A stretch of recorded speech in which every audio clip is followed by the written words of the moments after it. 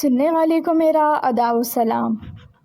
بارش تھم چکی تھی لیکن ماہنور کے دل میں اٹھنے والا طوفان اب بھی باقی تھا۔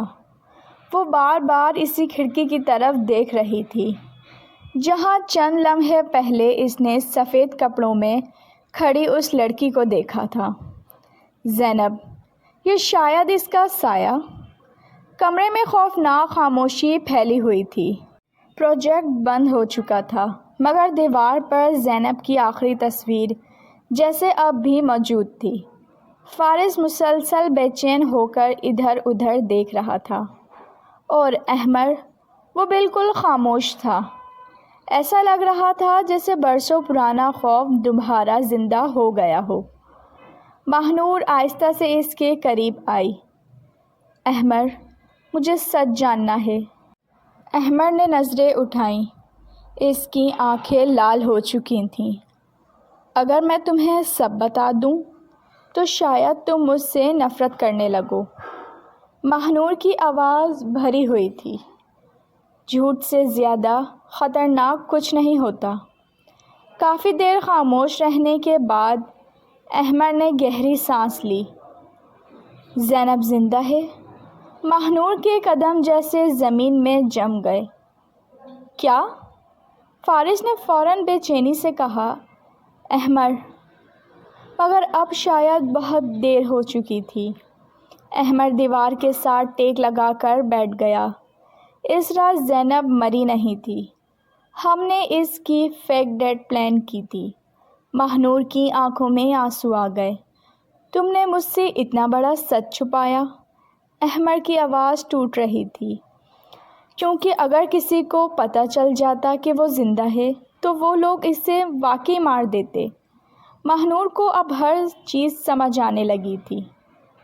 قبر، خفیہ ویڈیوز، وہ ہر رات احمر کا وہاں جانا، وہ زینب سے ملنے جاتا تھا، تو وہ آج بھی تمہاری زندگی میں ہے؟ احمر نے فوراً سر ہلایا۔ نہیں، زینب میرا ماضی ہے اور تم، وہ پہلی بار ماہنور کے قریب آیا، تم میری زندگی ہو۔ ماہنور کی آنکھوں میں آنسو بہہ نکلے۔ اس نے ہمیشہ احمر پر یقین کیا تھا مگر آج دل بری طرح ٹوٹا ہوا تھا۔ اسی لمحے اوپر والے کمرے سے کسی کے چلنے کی آواز آئی۔ تینوں چونک گئے۔ احمر فوراً اٹھا۔ وہ یہاں ہے؟ چند لمحوں بعد سیڑھیوں پر آہستہ آہستہ قدموں کی آواز گونجنے لگی اور پھر وہی لڑکی سامنے آئی۔ سفید کپڑے، نم آنکھیں، کانپتے ہاتھ۔ زینب۔ ماہنور اسے دیکھتی رہ گئی۔ وہ واقعی زندہ تھی۔ زینب کی نظریں سیدھا احمر پر تھیں۔ وہ لوگ ہمیں ڈھونڈتے ہوئے یہاں تک پہنچ چکے ہیں۔ فارس فوراً بولا۔ ہمیں ابھی نکلنا ہوگا، لیکن زینب نے سر ہلا دیا۔ بھاگتے بھاگتے بہت سال گزر گئے۔ اب یہ سب ختم ہوگا۔ اسی لمحے باہر گاڑیوں کی بریکس کی آواز آئی۔ کالی گاڑیاں ایک بار پھر گھر کے باہر رک چکی تھیں۔ ماہنور کے دل کی دھڑکنیں تیز ہو گئیں۔ احمر نے فوراً اس کا ہاتھ پکڑا۔ ڈرنا مت، باہر سے آواز آئی۔ Game over. دروازہ زور سے توڑا گیا اور کئی آدمی اندر داخل ہو گئے۔ کمرے میں چیخیں، بھاگتے قدم اور شور گونجنے لگا۔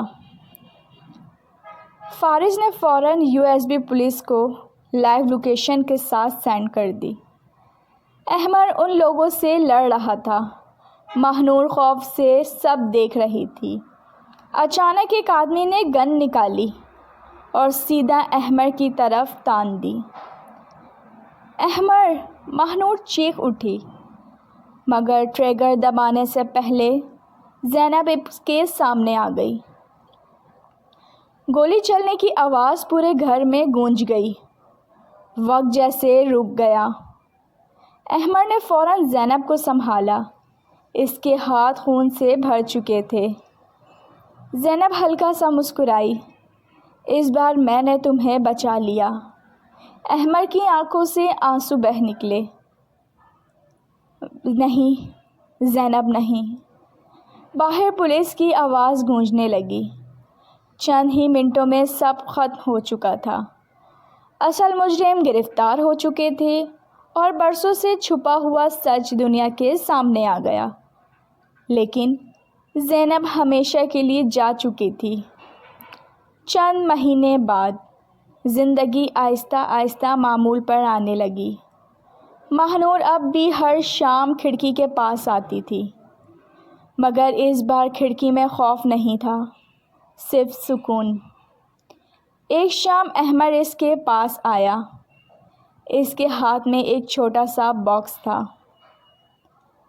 ہم نے بہت کچھ کھویا ماہنور، لیکن میں اب مزید وقت نہیں کھونا چاہتا۔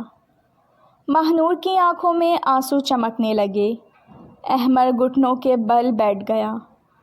کیا تم ہمیشہ کے لیے میری خاموشی بنو گی؟ ماہنور ہنس پڑی اور روتے ہوئے اس نے ہاں میں سر ہلا دیا۔ بارش دوبارہ شروع ہو چکی تھی، مگر اس بار وہ بارش خوف کی نہیں، ایک نئی شروعات کی تھی۔ اور سامنے والی کھڑکی جو کبھی رازوں سے بھری تھی، آخرکار ہمیشہ کے لیے کھل چکی تھی۔ اگر آپ کو یہ کہانی پسند آئی ہے تو پلیز ناول نائٹ کو سبسکرائب کیجیے، کمنٹس کر کے بتائیں کہ آپ کو یہ کہانی کیسی لگی۔ اجازت دیجیے، اللہ حافظ۔